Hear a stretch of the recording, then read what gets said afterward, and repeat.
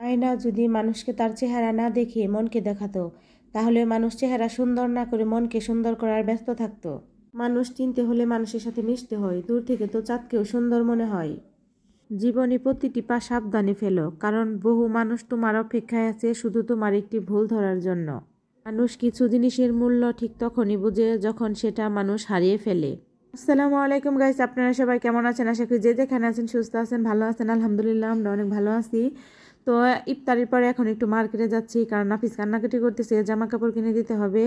আর এমনিতেও দিনে যাওয়া হয় না, দিনে প্রচুর লোক থাকে, তো ভিড়ের মধ্যে কাপড় চোপড় ভালো মতো কিনতেও পারি না, আবার রোজা থেকে কষ্ট হয়।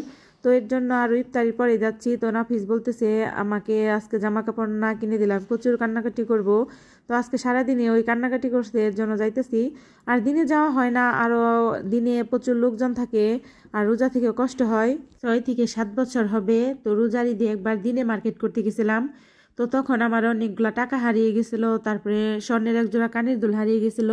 তো তারপরে থেকে আমি কিন্তু দিনে কখনো মার্কেট করতে যাই না, বিশেষ করে ঈদের মধ্যে। রোজার ঈদে একটু ভিড় বেশি থাকে, কারণ রোজার ঈদে সবাই সবাইকে জামা কাপড় কিনে দেয়, এর জন্য প্রচুর ভিড় থাকে। তো আমি সব সময় তারপরের থেকে, তো ইফতারি করার পরে তখন মার্কেটে আসি জামা কাপড় কেনার জন্য।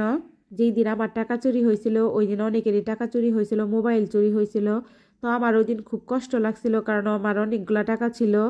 তো যাই হোক, এখন এই তো নাফিজের পাঞ্জাবি কেনার জন্য আসছি। তো আমি দেখতেছি, তো নাফিস বলতেছে যে এটাই দেখায় সেটাই বলতেছে, আমার ভালো লাগে না এরকম করতেছে। আর নাফিসকে তো জোর করেও কিনে দিতে পারি না, তা না হলে বাড়িতে যে আবার কান্না করবে, এটা নিব না, আমাকে আরেকটা কিনে দিতে হবে।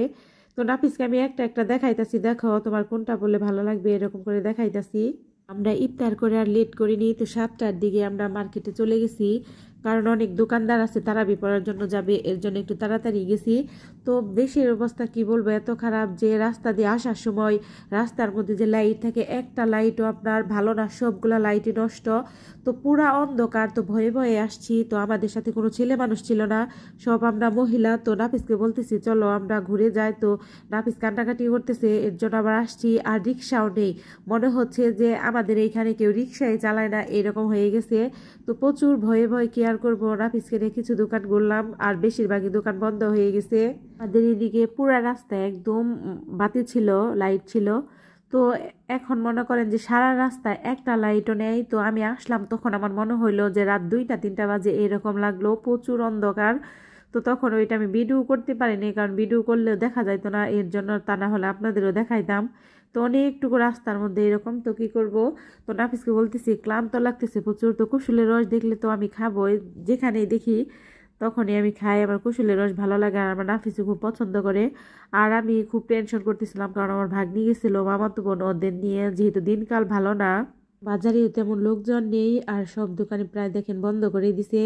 তো কি করব, তারপরে এক দোকানে যে নাফিসের জামা কাপড় কিনতে পারছি। তো ওই দোকানে ভালো ভালো পাঞ্জাবি পাওয়া যায়, আমাদের এইখানে সবচেয়ে ওই দোকানটাই বড় পাঞ্জাবির জন্য।